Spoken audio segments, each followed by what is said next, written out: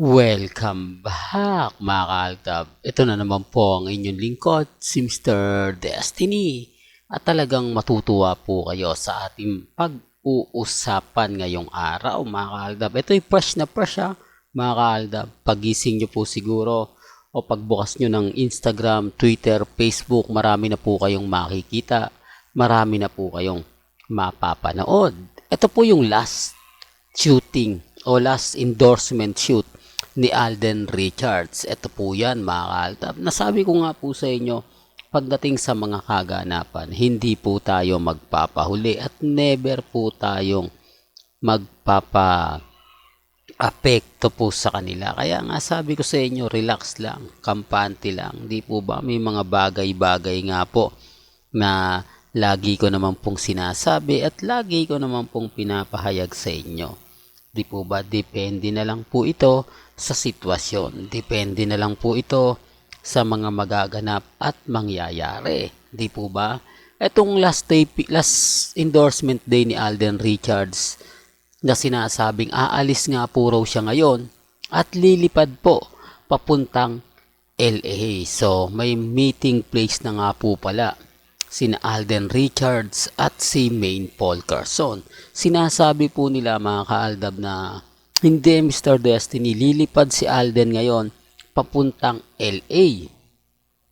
Dahil nga po sa Metro Manila Film Festival. Ito mga kaaldab yung sinasabi natin na nadulas nga po si Alden. Di po ba na doon po talaga ang punta po talaga niya sa South Korea. Di po ba dadaan lang po siya ng LA. Ibig kong sabihin doon lang po ang pinaka-front niya para hindi nga po gaanong pag-usapan, hindi nga po gaanong pagdudahan na nasa South Korea nga po si Alden Richards. Di po ba? Yan ang isa sa kagandahan nyo po sa channel ni Mr. Destiny. Sa dami po kasi na tumutulong at magbigay sa atin ng mga update ay nagagawan po natin.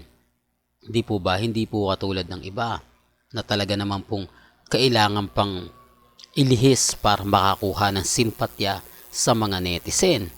Di po ba? At syempre, dito po sa pangalawang update na ipapakita ko, ay bahala na po kayo mag-react. May kumakalat pong post mga kaaldab na spotted daw po sa Changi Airport sila Congressman at si Maine Paul Carson. So halata na po na hindi naman po talaga to sila Mengay dahil pansin nyo mahaba na po ang buhok niya dyan. Di po ba? Pero sinasabing pumunta si Maine Paul Carson sa Singapore kasama nga po raw si Congressman Artio. Ito pwede to kasi taktika po nila to para masabi na may pinuntahan si Maine, umalis si Maine para nga po kung wala siya sa Itbulaga, hindi siya hahanapin.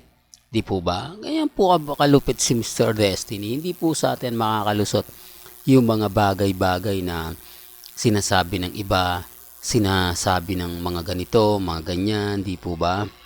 Gaya nga po na sinasabi natin, sa dami po na mga nagbibigay ng balita, hindi mo na nga alam kung sino nga po ba talaga yung nagsasabi ng totoo at nagsasabi ng fake news, di po ba? Pero bago natin ituloy itong magandang update natin, kung bago ka lang sa channel na to at isa kang true-blooded Aldab Nation na nagmamahal kina Mengay at Tisoy, tama po ang channel na pinuntahan mo, kaya consider na po kitang bagong subscriber at huwag mong kalimutang i-share ang mga video po natin sa mga mami, sa mga titas at sa mga senior. Remind ko lang po doon po sa mga dumadaan at bumibisita.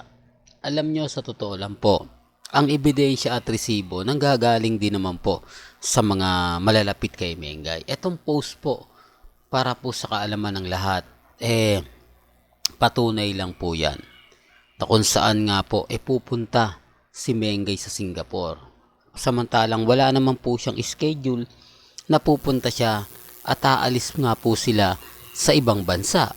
Di po ba? Ayun sinasabi natin mga kaaldab na laging surprise. Kahit po mga army hindi po alam yan. Di po ba? Sabi ko nga po sa inyo may pasabog ang army. Di po ba? Ito ata yung sinasabi nilang magkikita o magsasama sa Valentine's. Ngayong February, ngayon ang lipad ni Alden Richards daw sa LA para nga po sa Metro Manila Film Festival. Kasama nga po raw niya si Dingdong Dantes na sinasabing nauna na nga po raw doon.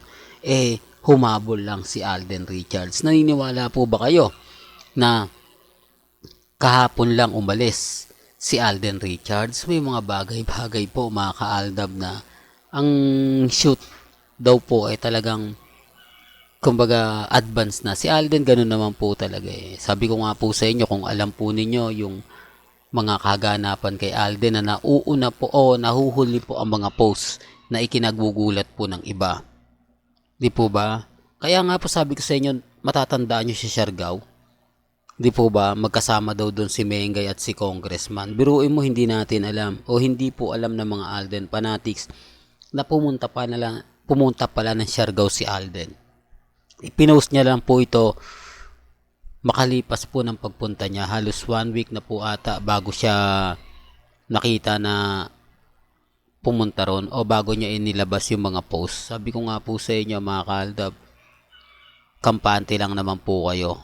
Alam nyo naman dito sa channel ni Mr. Destiny, 101% updated tayo.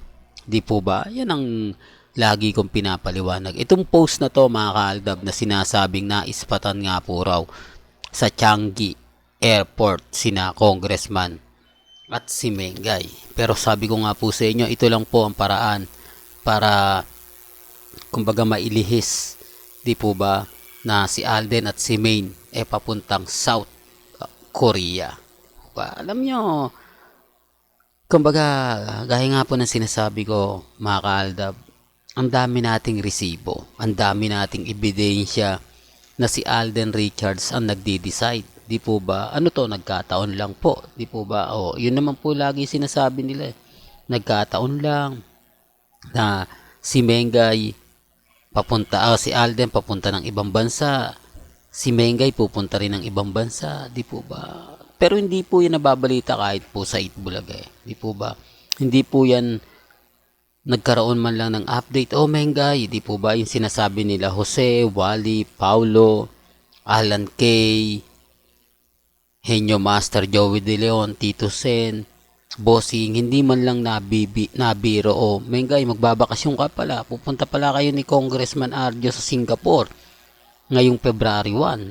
Di po ba? Hindi, sinasabi ko lang po para klaro. Sinasabi ko lang po para po sa kaalaman ng lahat. So, wala si Mengay, wala si Alden. Matik na yan. Di po ba? Pero syempre, marami na naman pong dadaan at galit na galit sa channel natin. Marami na naman pong magsasabi na hindi ganito, hindi ganon. Common sense na lang po sa mga hindi nagugustuhan yung mga ina-update natin. Hindi nagugustuhan yung mga pinapaliwanag natin. Kasi napakasimple lang naman po. Pagdating po kay Mr. Destiny, lahat po ng mga update na gusto nyo pong mapanood, mapakinggan, patungkol po sa channel ni Mr. Destiny, 101% tayo dyan. Di ba? Kaya sa mga magpapakalat ng hindi maganda, hindi kaaya-aya, mga balitang pang-aasar, pang-iinis, okay lang yan. Di po ba? Biruin nyo, natulog lang po kayo, no? Pagising nyo, nasa Singapore na si Maine Polkerson. Grabe, ang bilis, no? Tapos si Alden, papaalis pa lang. O baka nakaalis na ito kagabi pa lang.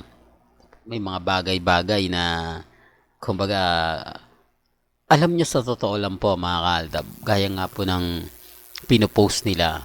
Pansin nyo rin madali naman pong mahuli si Alden Richards. Madali naman po malaman, di po ba? Kaya nga po yung iba guilty. Buti pa si Mr. Destiny updated na updated. Buti na lang si Mr. Destiny halatang ganito ganyan, di po ba? Well, hanggang dito na lang po ang ating latest updates. Kaya kung gusto nyo pa po ng pinaka-latest at sariwang update, abay tumutok lang po kayo dito po sa channel ni Mr. Destiny para updated po kayo sa mga latest at sa mga bagong video po na ilalabas po natin maya-maya lang. Hanggang sa muli, salamat po sa panonood at pakikinig.